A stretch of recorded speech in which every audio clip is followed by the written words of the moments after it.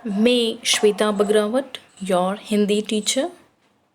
बच्चों, आज हम लोग चैप्टर 6 डर की दवा, यह एक लेख है जो हमारा पाठ 6 है हमारी प्रतिभा बुक से, उसको हम आज समझेंगे।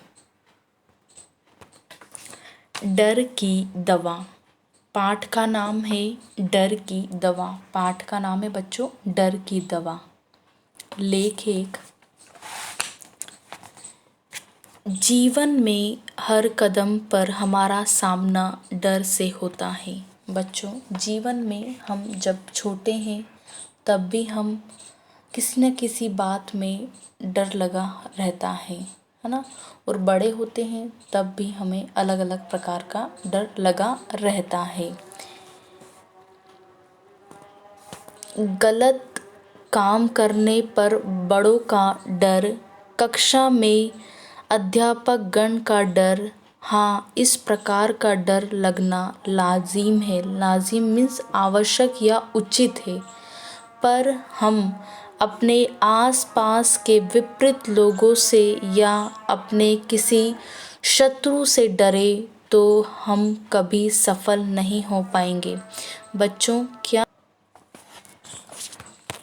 हम कभी सफल नहीं हो पाएंगे। बच्चों, अगर हम हमारे जीवन में विपरीत लोगों से या अपने शत्रुओं से डरेंगे, जो बुरे लोग हैं या जिनको हम जो हमको शत्रु मानते हैं, इस प्रकार जो हमारे संग बुरा व्यवहार करते हैं, तो अगर हम उनसे डरेंगे तो हम कभी सफल नहीं हो पाएंगे।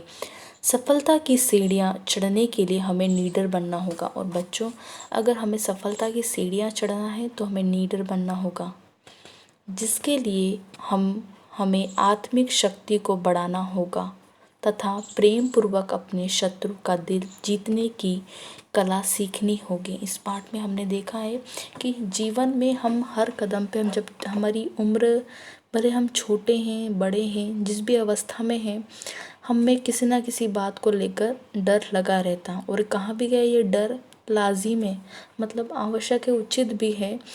तो लेकिन ये डर तब सही नहीं है जब अगर हम किसी हमारे शत्रुओं से, विपरीत लोगों से डरे या हम अपनी असफलता से डरे, तो यह डर सही नहीं है। तो हमको इस पाठ में बताया गया है कि हमारे मन में जो डर बैठा हुआ है उसको हम कैसे दूर कर सकते हैं। तो बच्चों, हम इसको पाठ को समझेंगे। सब चाहते हैं कि हम सब प्रकार की सुविधा मिले, और सब क्या चाहते हैं कि हमें सब प्रकार की सुविधाएं मिले। हम यह भी चाहते हैं कि हमारे अंदर अच्छे अच्छे गुण हो। और बच्चों, हम यह भी चाहते हैं, भले कोई कितना भी बुरा व्यक्ति हो, वह हमेशा यही प्रार्थना करता है कि उसके अंदर अच्छे अच्छे गुण हो, सभी उसकी तारीफ़ करे, वो एक अच्छा आदमी बने, एक अच्छा इंसान बने। लेकिन क्या होता है, कितनी आश्चर्यजनक बात है कि यदि हम सबको हमारी ये मुँह मांगी वस्तुएं मिल भी जाए तो भी हम सुखी नहीं रह सकते। और बच्चों, कितनी आश्चर्य की बात है कि हम सबको यह मुँह मांगी मतलब स्वयं के द्वारा मांगी गई है ना, वस्तु मिल भी जाए तब भी हम क्या नहीं रह सकते बच्चों, सुखी नहीं रह सकते। क्योंकि सुख तो निडर होकर ही भोगा जा सकता है। और बच्चों, सुख हमेशा निडर होकर ही भोगा जा सकता है। आत्मविश्वासी निडर होकर ही सुख किया जा सकता है, भोगा जा सकता है। कमी आजकल सब में दिखाई देती है और कमी सभी लोगों में कहीं ना कहीं हमको देखने को मिलती है। मानव के इतिहास में यह पहला मौका है जबकि दुनिया में इतने बड़े पैमाने पर भय की भावना फैली हुई है। और आज जो हमारी कंडीशन है, आज को देखते हुए भी यही है कि पूरी दुनिया में इतने बड़े पैमाने पर भय की भावना फैली हुई है। और विशेष रूप से हमारे इंडिया में तो कोविड को लेकर जो स्थिति चल रही है, सभी लोग बड़े ही भयभीत और उदास और डरे हुए हैं। आज सारी दुनिया भयभीत है। कोई बंदूक से डर रहा है, कोई हवाई बमबारी से डर रहा है। बड़े बड़े राष्ट्र अणु बम और हाइड्रोजन बम के यूज से डर रहा है।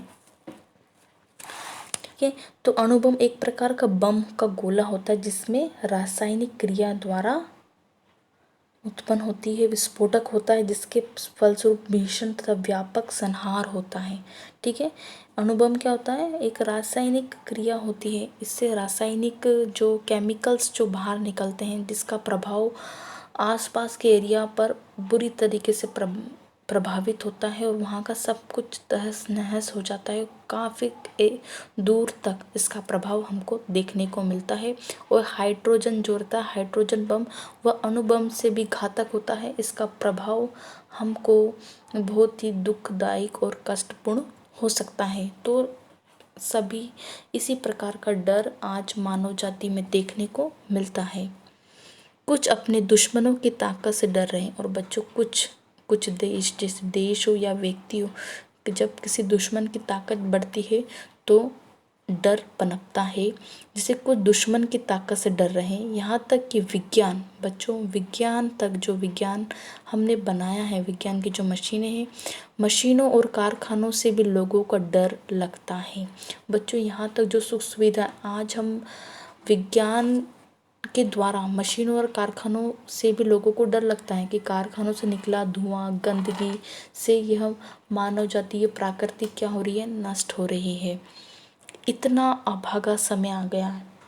और कितना अभागा मतलब जो हमारे भाग्य के अनुकूल न हो, प्रतिकूल न हो, अभागा समय।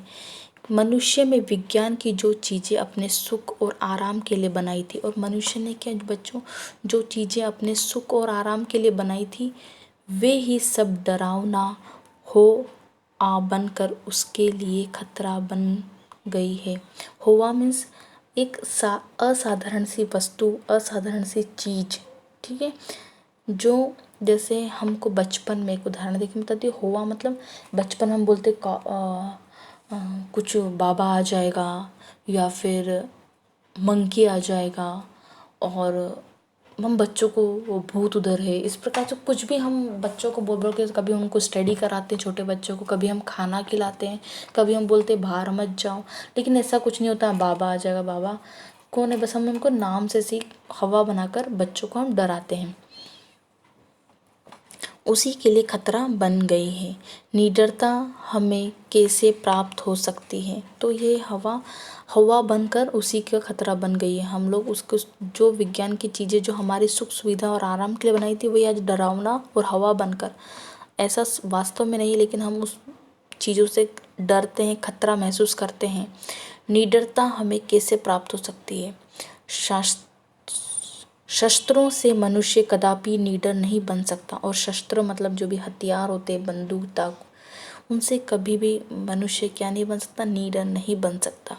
उल्टा इससे दुनिया में डर की भावना बढ़ती ही है।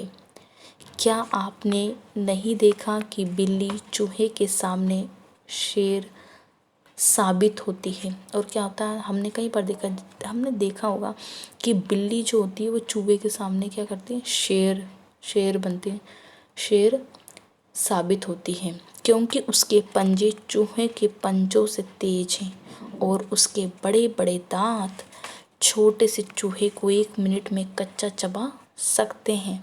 लेकिन वही बिल्ली कुत्ते के सामने बिल्ली ही बनी रहती है, शेर नहीं। सुनते हैं शेर जंगल में सबसे बलवान होता है। हम सुना है और हम पता भी है शायद ये कि शेर जंगल में जो होता है वह सबसे बलवान होता है। तो क्या वह किसी से नहीं डरता? क्या वह बिल्कुल निडर बन गया है? ऐसा भी है क्या वह किसी से नहीं डरता? क्या वह बिल्कुल निडर बन गया है? नहीं, ऐसी बात नहीं है। शेर भी बंदूकधारी से डरता है। बंदूकधारी मतलब गनमैन। इस प्रकार हमने अपने चारों तरफ की दुनिया में अपनी आँखों से देख लिया है कि बड़े से बड़ा शस्त्र अपने पास रखकर भी कोई निर्भय नहीं बन सका। निर्भय मतलब आत्मनिर्भर, अपने आप पर मतलब निर्भय, भय, अपने आप पर निर्भर हो जाना।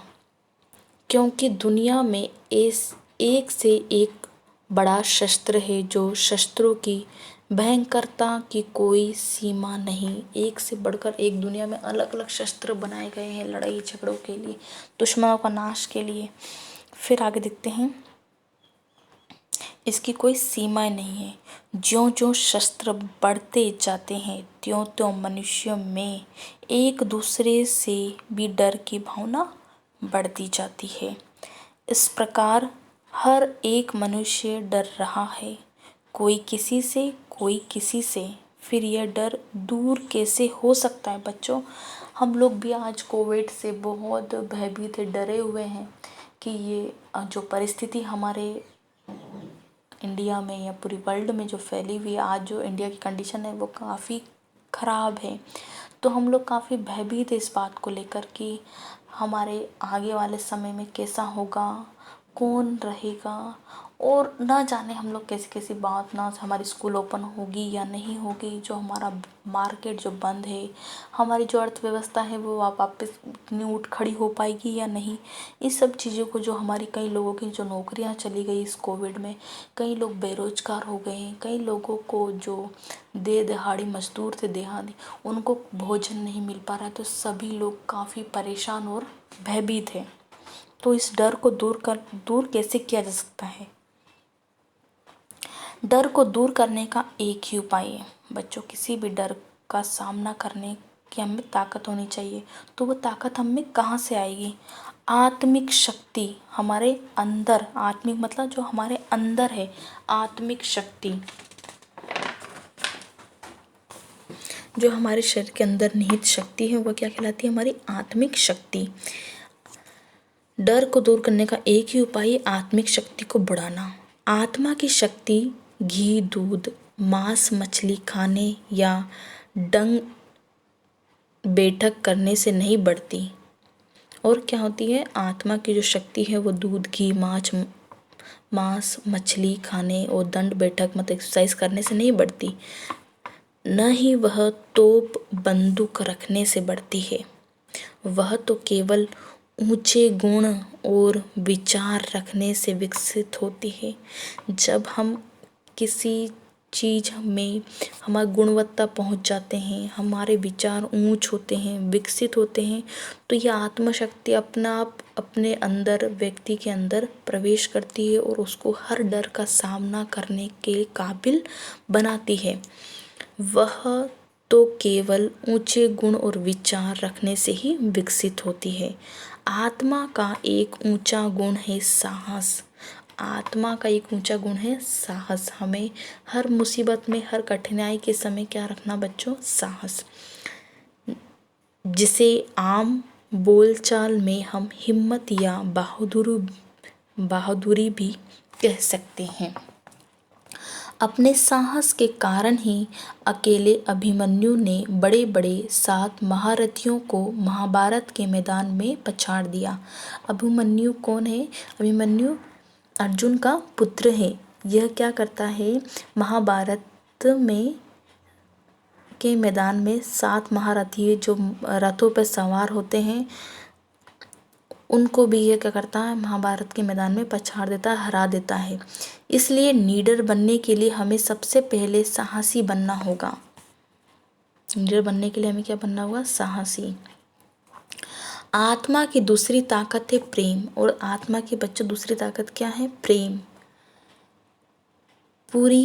पुरानी कहावत है कि जो गुड़ देने से मरे उसे जहर क्यों दे। और बच्चों पुरानी कहावत है, जो गुड़ देने से मरे वो जहर क्यों दे, मतलब कि जो प्यार से ही फंस जाए उसको जहर क्यों दे। यदि सांप को बिन बजाकर काबू में, उदाहरण देकर दिया बताया कि जिस प्रकार सांप को बिन बजाकर काबू में किया जा सकता है, तो उस पर लाठियां बरसाने की क्या ज़रूरत। बिन बेशक मीठी होती हैं, जो बिन सांप के लिए बजाई जाती है उसको कंट्रोल करने के लिए, तो वो अवश्य मीठी होती है। उसकी आवाज़, जो संगीत वो सुनकर विषैला सांप भी क्या करता है? फुफकारना, जो फुकार मारता है वो उसको और डसना भूलकर मस्ती से झूमने लगता है। तो प्यार बिन की शक्ति से भी बढ़कर कई गुना अधिक ताकतवर है। और प्यार और बिन की जो शक्ति होती है वह क्या होती है, कई गुना ताकतवर होती है एक दुश्मन, एक विषैले सांप को कंट्रोल में करने के लिए। उसके द्वारा बड़े से बड़ा शत्रु को भी मित्र बनाया जा सकता है। प्यार के बलबूते पर, प्यार के द्वारा बड़े से बड़े शत्रु को भी मित्र बनाया जा सकता है। शस्त्र तो केवल शत्रु के हाथ पांव और दूसरे अंगों को ही काट छीन सकता है। जो शस्त्र होते हैं, जैसे हथियार जो बोलते हैं जिनको हम, है ना, तो वह किसी भी शत्रु का या किसी भी व्यक्ति का हाथ पांव या दूसरे अंगों को ही काट व छीन सकता है। दिल की दुश्मनी को दूर करना उसके बस की बात नहीं। और दिल की जो दुश्मनी है, दिल में जो हम बिठा के रखते हैं गलत गलत भावनाएं, जो विचार, वह सिर्फ प्रेम के द्वारा ही जीता जा सकता है। शस्त्र के द्वारा हम उस बात को नहीं जीत सकते, उस बात को हासिल नहीं कर सकते। शस्त्रों से दुश्मन और डर दोनों बढ़ते हैं। शस्त्र से क्या होता है बच्चों, याद रखिएगा हमेशा, दुश्मन और डर हमेशा दोनों बढ़ते हैं। आप देखिए प्यार की ताकत, अब हम देखते हैं प्यार की ताकत।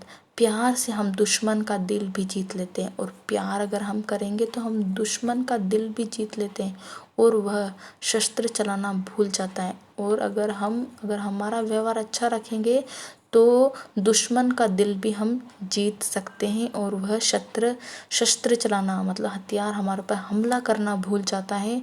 आत्मा के इस प्रेम को ही अहिंसा कहते हैं।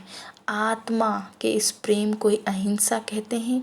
अहिंसा ही निडरता की सबसे बड़ी दवा है। और अहिंसा क्या है?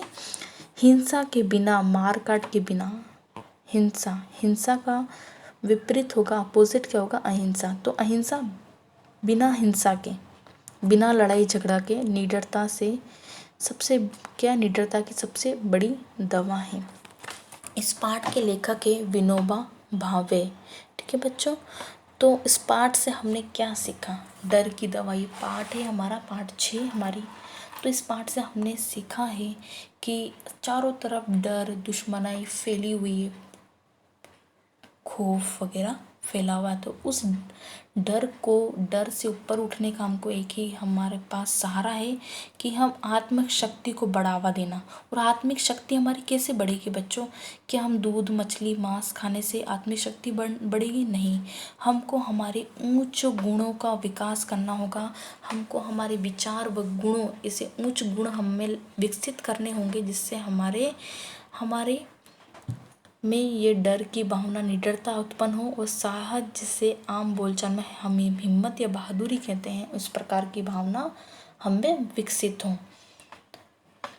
और फिर आगे हम देखते हैं कि प्रेम का भी बहुत अच्छा उदाहरण देकर बताया गया है कि प्रेम के द्वारा भी हम दुश्मन को जीत सकते हैं। इस पाठ के मूल्य, इस पाठ से हमने क्या सीखा? निडर बनना, हमेशा निडर बनना। हर कार्य में हमको अकेले ही खड़े होना, अकेले ही जाना, अकेले ही जीतना है। तो निडर बनना, प्रेम की ताकत को समझना। और प्रेम की ताकत को समझना बच्चों, प्रेम की ताकत वह ताकत होती है जो हमारे हर कठिन परिस्थिति में हमारा साथ देकर हमको उस परिस्थिति से बाहर निकाल सकती है। हर मुसीबत से हमको प्रेम की ताकत बाहर निकाल सकती है। अहिंसा की राह अपनाना, और अहिंसा हमेशा हमारे जीवन में हमको हिंसा न कर अहिंसा की राह को अपनाना चाहिए।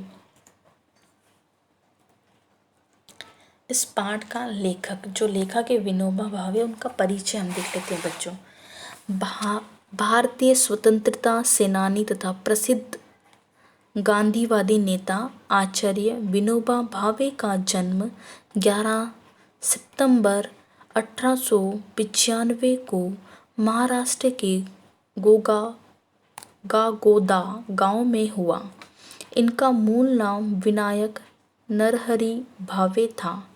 इन्होंने छोटी सी उम्र में ही भगवत गीता से ज्ञान प्राप्त किया। आगे चलकर इन्होंने इस महान ग्रंथ का अनुवाद मराठी भाषा में किया। देश को आज़ाद कराने में विनोबा जी का योगदान रहा। साथ ही इन्होंने भूदान आंदोलन में भी भी चलाया। और भूदान आंदोलन क्या है बच्चों? ये कृषि भूमि सुधार के लिए, कृषि के कार्यों में भूमि सुधार करने के लिए कृषि में संस्थागत परिवर्तन लाने की एक कोशिश थी। ठीक है, भूदान आंदोलन क्या है बच्चों? ये कृषि से संबंधित भूमि के सुधार संबंधित आंदोलन है, जो किसने चलाया था? विनोबा भावे। जो लेखक हैं इनका मूल नाम क्या है? विनायक नरहरि भावे। ठीक है, इनकी मृत्यु 15 नवंबर 1982 को हुई। वर्ष 1958 में विनोबा जी को प्रथम रेमन मैगसेसे पुरस्कार से सम्मानित किया गया। ठीक है, रेमन मैगसेसे पुरस्कार क्या है? यह एक पुरस्कार, ये एशियाई पुरस्कार है जो फिलीपींस के राष्ट्रपति रमन मैगसेसे के उसमें दिया जाता है ना। तो यह पुरस्कार सबसे प्रथम हमारे भारत में इन्हीं को दिया गया, जो हमारे लेखक है डॉक्टर विनोबा भावे, इन्हीं को यह पुरस्कार दिया गया है। विनोबा भावे जी को, यह आचार्य विनोबा भावे जी को यह पुरस्कार भारत में प्रथम पुरस्कार से इन्हीं को सम्मानित किया गया है। यह एक एशियाई पुरस्कार है बच्चों। ठीक है, और ये अपने संस्था के विशेष उपलब्धि प्राप्त करने पर यह पुरस्कार से सम्मानित किया जाता है। वर्ष 1983 में मृत्यु उपरांत इन्होंने भारत रत्न भी मिला। इनकी प्रमुख कृतियां हैं गीता, प्रवचने, विचार पोथी, मधुकर, क्रांत दर्शन, तीसरी शक्ति, स्वराज शास्त्र आदि। शब्दार्थ: आश्चर्यजनक, हैरानी से, आश्चर्यजनक बच्चों हैरानी से, निर्भय निडर, पछताना, पछाड़ना, हराना, विषैला, जहरीला, जहर, विष, आत्मिक शक्ति, अंदर की ताकत या आत्मविश्वास, बलवान, शक्तिशाली, भयभीत, डरा हुआ, शस्त्र, हथियार, प्रेम, प्यार, अहिंसा, हिंसा के बिना, मार काट के बिना, मानव, मनुष्य, उपाय, तरकीब या युक्ति, विकसित, तरक्की होना या विकास होना, शत्रु, दुश्मन। ठीक है बच्चों, आज हमने ये पार्ट अपना जो पार्ट 6 है हमने इसको पूरा कंप्लीट किया, एक्सप्लेन मैंने किया इसको। आई थिंक ये आपको समझ में आ गया होगा अच्छे से, और आप लोग इस पार्ट को अच्छे से रीड करिए, समझिए। Thank you students.